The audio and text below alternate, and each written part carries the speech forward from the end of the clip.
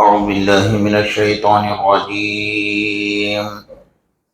بسم الله الرحمن الرحيم.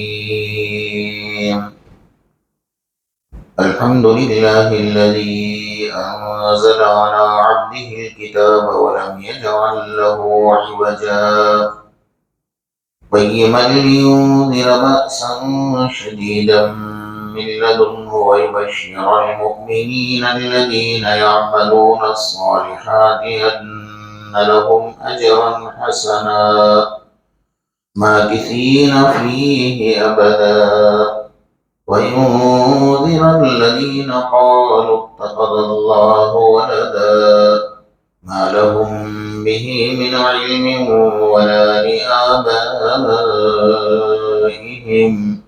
كبرت كلمة تخرج من أفواههم يقولون إلا كذبا. صدق الله العظيم.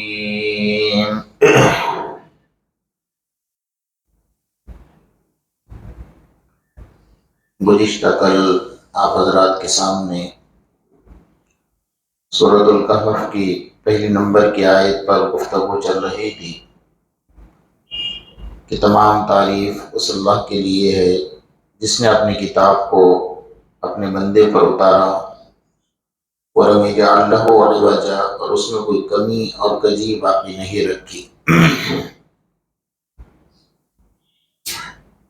قرآن مقدس جو ایک بہت بڑی طاقتور کتاب ہے، اس کے لیے اتنا طاقتور اور مقدس ترین سینہ چاہیے تھا۔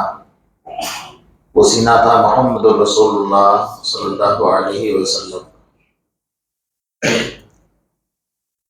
ہم ایک طریقے سے بہت زیادہ خوش قسمت ہیں کہ اللہ تعالیٰ نے ہمیں بغیر مانگے آقا نامدار محمد رسول اللہ صلی اللہ علیہ وسلم کے امت میں پیدا کیا ہے۔ روایتیں موجود ہیں کہ پہلے کے انبیاء کرام اللہ تعالیٰ سے یہ درخواست کرتے تھے کہ اے کاش کہ اللہ تو ہمیں نبی نہ بناتا، محمد رسول اللہ صلی اللہ علیہ وسلم کا ایک ادنا امتی بناتا۔ اتنا بڑا مرتبہ ہونے کے بعد آج تک ہم اپنے نبی کو نہ پہچان سکے، ان کے احسانات کو نہ پہچان سکے،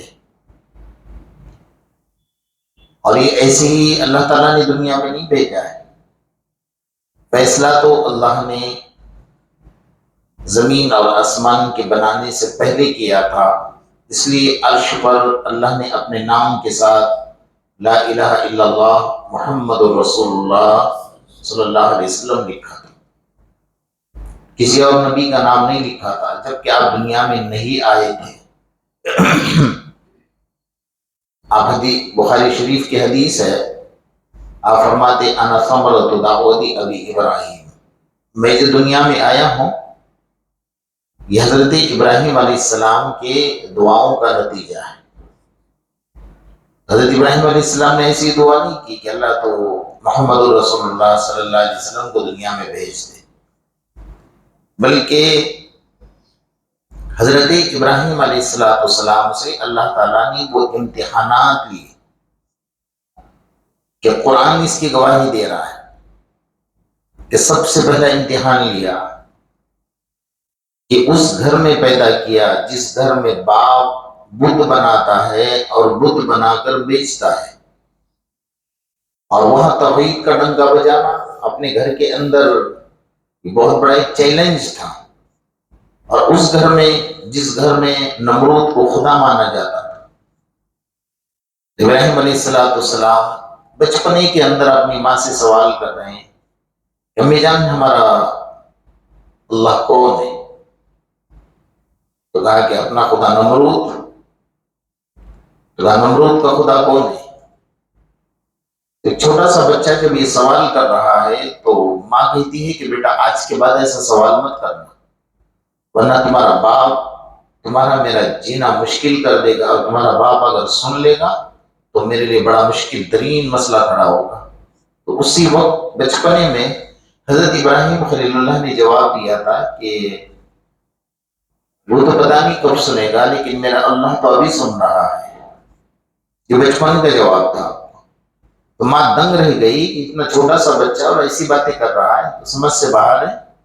بہرحال ماں کے چہرے کے اوپر عجیب سے آثار تھے مایوسی کے۔ جب آزر بت بیچ کر گھر آیا تو آنے کے بعد پوچھا کیا بات ہے اسے؟ ہمارے بچے نے ایسی بات کی ہے کہ اچھی سے اچھا بڑے سے بڑا انسان بھی ایسی بات نہیں کر سکتا۔ کہا کیا کہا؟ تو وہ پوچھ رہا ہے کہ ہمارا خدا کون ہے؟ میں نے کہا تیرا خدا آزر۔ کہا آزر کا خدا کون ہے؟ کہا نمرود۔ کہا نمرود کا خدا کون ہے؟ ہم خاموش ہو گئے، اس کے بعد ہم جواب نہ دے سکے۔ تو بہرحال ایک چیلنج تھا پہلا، امتحان تھا پہلا، کہ اس گھر میں اللہ نے پیدا کیا جس گھر میں بتوں کو بنایا جاتا تھا اور بتوں کو بیچا جاتا تھا۔ اس جگہ پر آپ نے، اللہ نے کہا اب باپ کا مقابلہ کرو اور توحید کا ڈنکا گھر کے اندر بجاؤ۔ جب باپ کو پتا چلا کہ میرا بیٹا نمرود کو خدا نہیں مانتا ہے تو گھر سے باہر نکال دے گا، نکل گئے، کوئی مسئلہ نہیں، ایک امتحان میں کامیاب ہو گئے، 100 نمبر حاصل کر لیے۔ اس سے بڑا چیلنج تھا کہ نمرود کا دربار ہے، فرعون نمرود کی حکومت ہے، سب کچھ اس کا ہے، سلطنت، بادشاہ، طاقت، قوت، سب کچھ اس کے پاس تھا۔ جاؤ اور کہا کہ نمرود کے دربار میں جا کر توحید کا نعرہ لگاؤ۔ یہ توحید کا شعر تنے تنہا، ساری دنیا مخالف ہے، ایک بندہ بھی ساتھ دینے والا نہیں، ایک بندہ بھی اللہ کو جاننے والا نہیں ہے۔ اور اس درمیان میں کہا گیا کہ جاؤ نمرود کے دربار میں لا الہ الا اللہ ابراہیم رسول اللہ، لا الہ الا اللہ ابراہیم رسول اللہ۔ فرمائے اللہ ایک ہے، اللہ کے سوا کوئی نہیں، اور ابراہیم اللہ کے رسول ہیں۔ یہ تو نمرود کے لیے سننا، آگ بگولا ہونا ایک بہت بڑا چیلنج تھا۔ کہ یہاں پر بھی آپ نے 100 نمبر پورے حاصل کر لیے۔ اس سے اور آگے بڑھ کر بڑے سے بڑا چیلنج کہ نمرود میلہ لگا اور میلے کے اندر سب کے سب گئے، اور میلے کے اندر جب بت گھر بنایا گیا تھا وہاں کا لوگ پوجا کرتے تھے، حضرت ابراہیم خلیل اللہ نے گھس کر سارے کے سارے بتوں کو توڑ دیا، اور جو بڑا بت تھا اس کے گلے میں کلہاڑا لٹکا دیا۔ جب سارے لوگ سلامی دینے کے لیے آئے تو دیکھا تو ہمارے خدا خود سلامی میں گرے ہوئے ہیں، تو ہم کیا کریں گے بھائی؟ اب آپس میں بحث ہونے لگی کہ یہ کیا معاملہ ہوا، ہمارے بتوں کو کس نے توڑا؟ تو سب نے کہا قالوا سمعنا فتى يذكرهم يقال له ابراہیم، ہم نے سنا ہے ایک نوجوان ہے جس کا نام ابراہیم ہے، شاید یہ کام اس نے کیا ہے۔ نمرود نے کہا کہ بلاؤ اس کو، کون ہے؟ اتنی بڑی حرکت کس نے کی ہے کہ ہمارے بتوں کی گردنوں کو توڑ دیا ہے؟ کس نے کی یہ حرکت؟ بلاؤ میرے دربار کے اندر۔ جب بلائے گا کہا انت فعلت هذا بآلهتنا ابراہیم، ابراہیم یہ کام تم نے کیا ہے؟ حضرت ابراہیم علیہ السلام نے کہا کہ قال بل فعلوه كبيرهم، یہ جو کلہاڑا بڑے کے گردن میں لٹکا ہے اس کو پوچھو کس نے کیا ہے۔ تو کہا یہ تھوڑی بات کر سکتے ہیں، جب بات نہیں کر سکتے تو اس کی پوجا کیوں کر رہے ہو؟ کہنا بہت آسان ہے، چاروں طرف سے جب مخالف ماحول ہو اس درمیان میں اکیلے تنہے تنہا کھڑے رہ کر اس طرح کی بات کرنا انسان کے بس کا روگ نہیں ہوتا ہے۔ حضرت ابراہیم خلیل اللہ نے کہا کہ تمہارے بڑے سے پوچھو کہ کس نے کیا ہے۔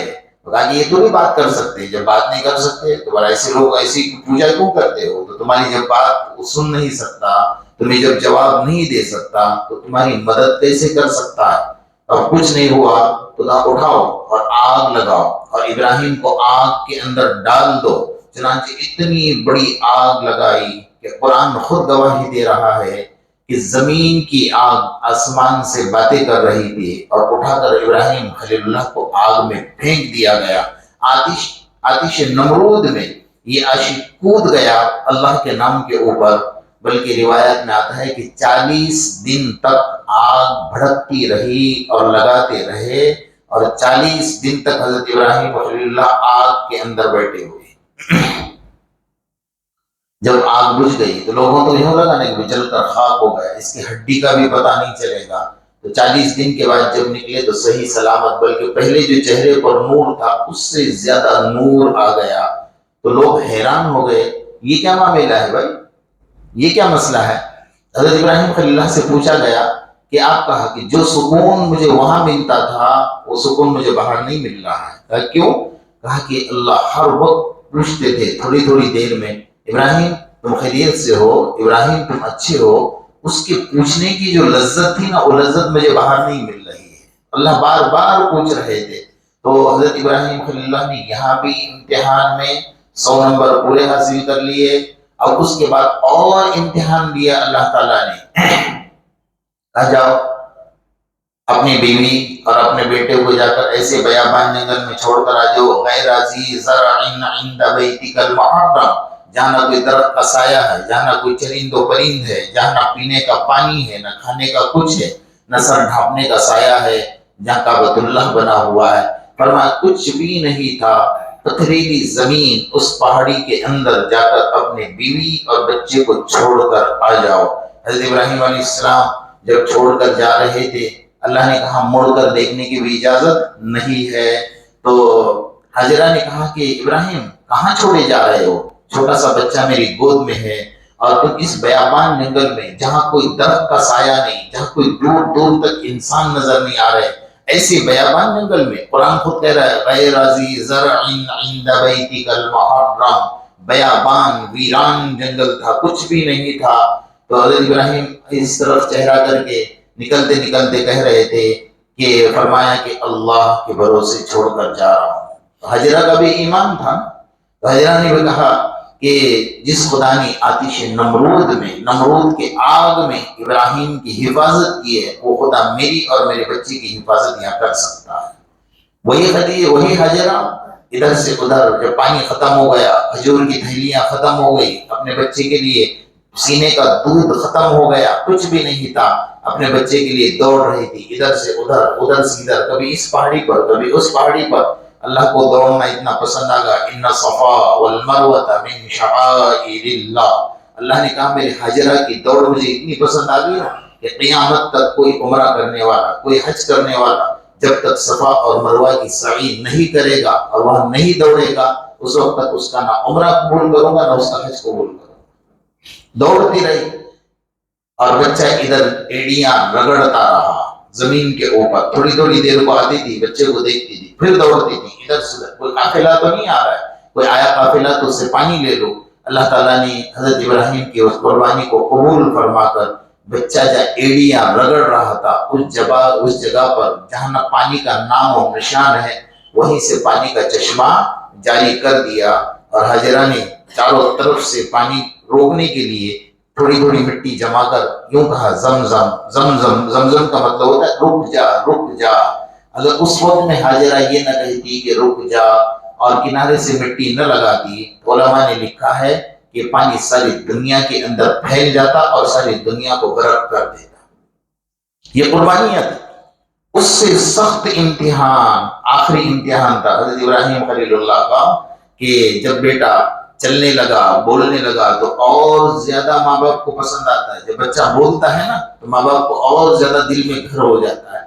تو حضرت اسماعیل جب چلنے لگے، پھرنے لگے، بولنے لگے، اللہ نے کہا جاؤ میرے راستے میں ذبح کر دو. یہ کوئی کم امتحان تھا؟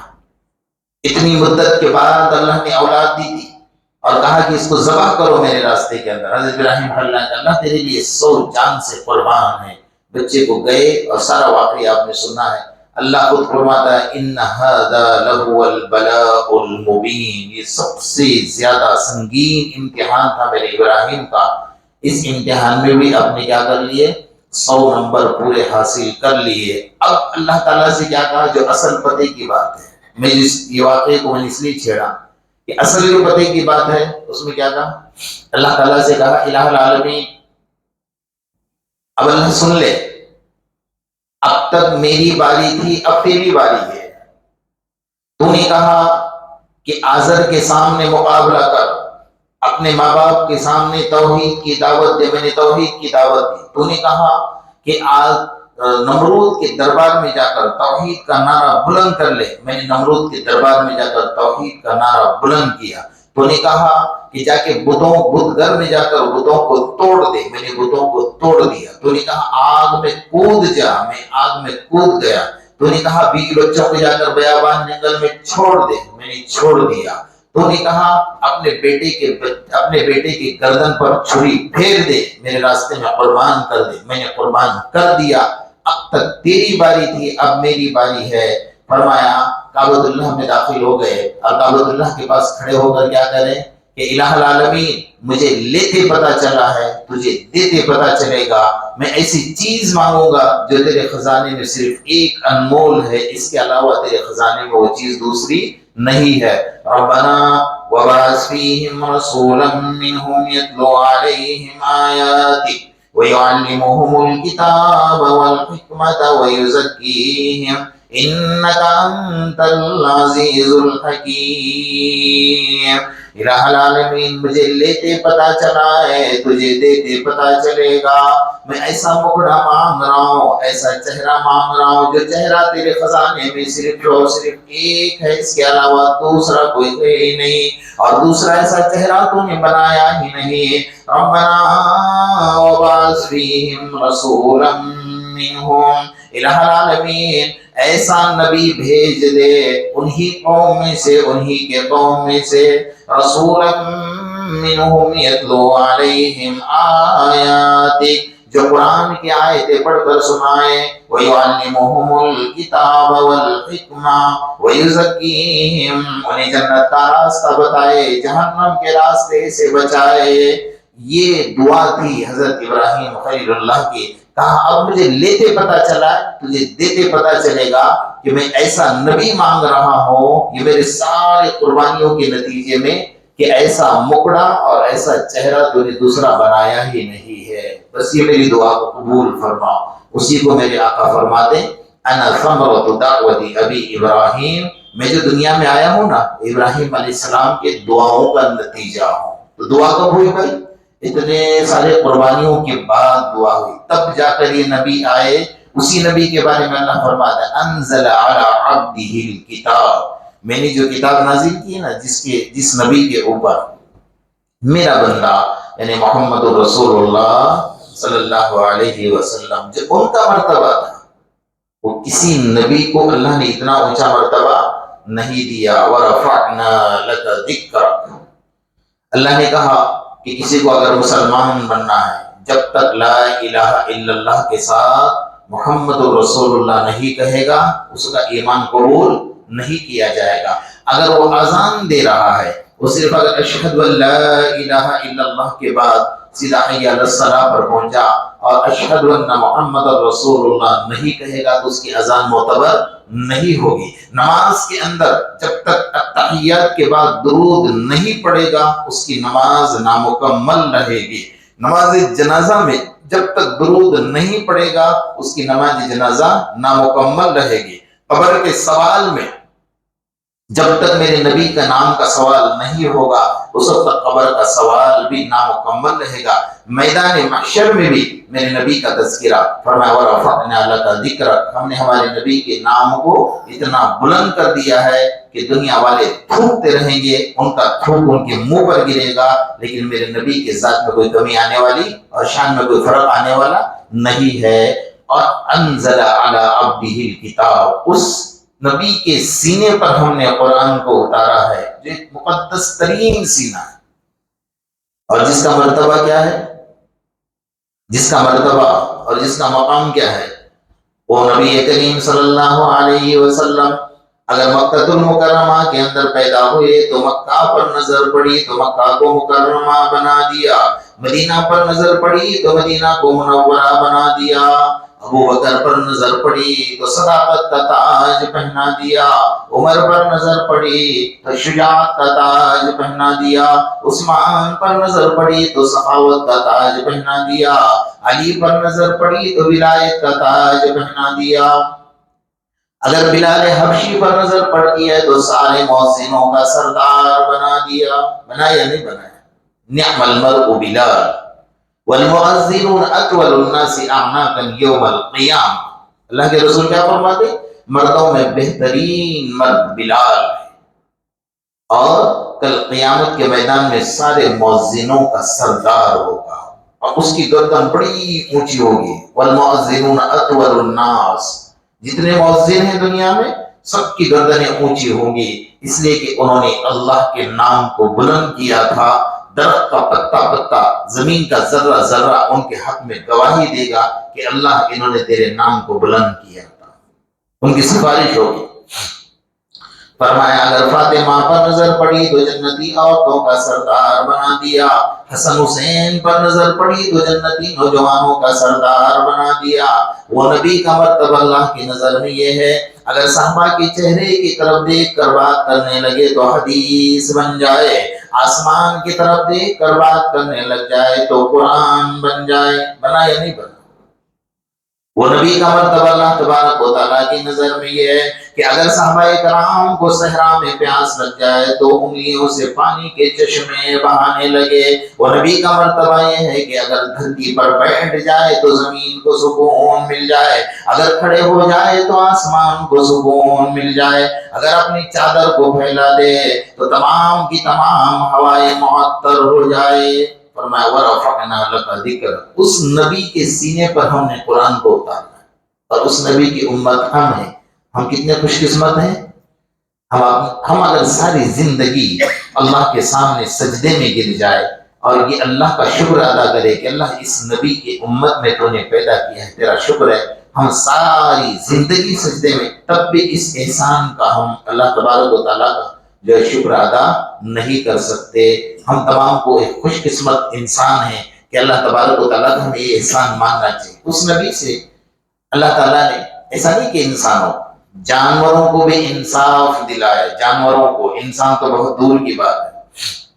ایک مرتبہ کا واقعہ ہے، ایک صحابی اللہ کے رسول صلی اللہ علیہ وسلم کے پاس آئے اور آگر کیا کہنے لگے کہ اللہ کے رسول صلی اللہ علیہ وسلم میرا اونٹ ہے اور میں اپنا سامان اس پر لادتا ہوں، ایک شہر سے دوسرے شہر، ایک دیہات سے دوسرے دیہات لے جاتا ہوں، اور اس کا بڑا خیال بھی رکھتا ہوں، اس کی طاقت سے زیادہ وزن بھی نہیں ڈالتا ہوں، لیکن وہ مجھے سونے نہیں دیتا ہے۔ رات میں آتا ہوں تو لمبے لمبے جو آوازیں نکالتا ہے اور میری نیند خراب کرتا ہے۔ صحابہ کرام کیسے تھے کہ اپنے جانوروں کی شکایت بھی اللہ کے رسول صلی اللہ علیہ وسلم کے پاس کرتے، تو کہا ٹھیک ہے۔ اللہ کے رسول نے کہا تمہاری بات سنی ہے، ذرا اس کی بھی تو بات سن لو، میں اس کو لے کر آؤں میرے پاس۔ کس کو؟ اونٹ کو۔ ہم سنتے ہیں سامنے والے کی بات۔ کوئی اگر آج کل جو ماحول چل رہا ہے نا، لڑکی شادی کر دی اور لڑکی آ گئی کہ ابا جان میرے شوہر نے مجھے کچھ کہا ہے، ایسا تھا، آستین چڑھا دی، ادھر بھائی آستین چڑھا رہا ہے، ادھر باپ آستین چڑھا رہا ہے۔ بھائی دو طرف کی بات سنو، اللہ نے دو کان دیے ہیں، دو کان ایک طرف نہیں رکھے ہیں، دو طرف رکھے ہیں نا، بیچ میں دماغ رکھا ہے۔ کیوں رکھا ہے؟ کہ دو طرف کی بات سنی جائے۔ اللہ کے رسول تو جانوروں کی بھی بات سن رہے ہیں، انسان تو بہت دور کی بات، اب بلا اس کو، بلا ہم اس کی بھی تو بات سن لیتے ہیں۔ وہ صحابی گئے، وہ بیٹھا ہوا تھا، اس کے کان میں جا کر کہا چل تجھے محمد رسول اللہ صلی اللہ علیہ وسلم بلاتے ہیں۔ جیسا اللہ کے رسول کا نام، اس نے فوراً کھڑا ہو گیا۔ اور اونٹ چلتا کیسا ہے؟ گردن نیچے کر کے چلتا ہے، اوپر کر کے چلتا ہے؟ دیکھا ہے نا اونٹ کو کیسے چلتا ہے؟ بھائی اوپر کرتا ہے نا، لیکن جیسے آقا کا نام سنا اپنی گردن نیچے کر کے چل رہا تھا، اور اس کے دونوں آنکھوں سے آنسو ٹپک رہے تھے۔ اللہ کے رسول صلی اللہ علیہ وسلم کے دربار، جیسے اللہ کے رسول کا گھر آیا، بیٹھ گئے، اپنی گردن کو زمین پر ٹیک دیا۔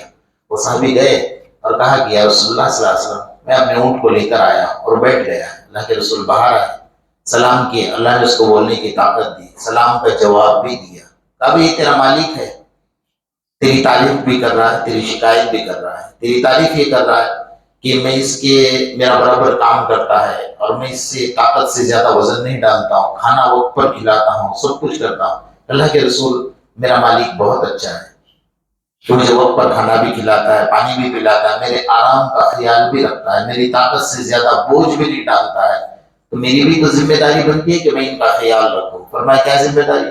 فرمایا یہ جو میرا مالک ہے، فرمایا تھکا تھکایا ہوتا ہے میرے ساتھ، مغرب کی نماز پڑھ کر سو جاتا ہے، فرمایا عشاء کی نماز نہیں پڑھتا، تو میں اس لیے آوازیں نکالتا ہوں کہ کہیں ان کی عشاء کی نماز قضا نہ ہو جائے۔ اللہ اکبر۔ تو جانوروں کو بھی انصاف میرے آقا کے دربار سے مل رہا ہے، وہ نبی ہیں، ان کے اگر آقا نامدار محمد رسول اللہ صلی اللہ علیہ وسلم کی شان میں ہم ساری زندگی بولتے جائیں گے تو کبھی سیرت ختم ہونے والی نہیں ہے۔ تو اس نبی کے سینے پر اللہ نے قرآن اتارا، انزل علی عبدہ الکتاب وَلَمْ يَجْعَلْ لَهُ عِوَجًا. اللہ کا قرآن بھی مکمل، اور جس سینے پر قرآن ہوتا ہے وہ سینہ بھی مکمل اور اکمل ہے.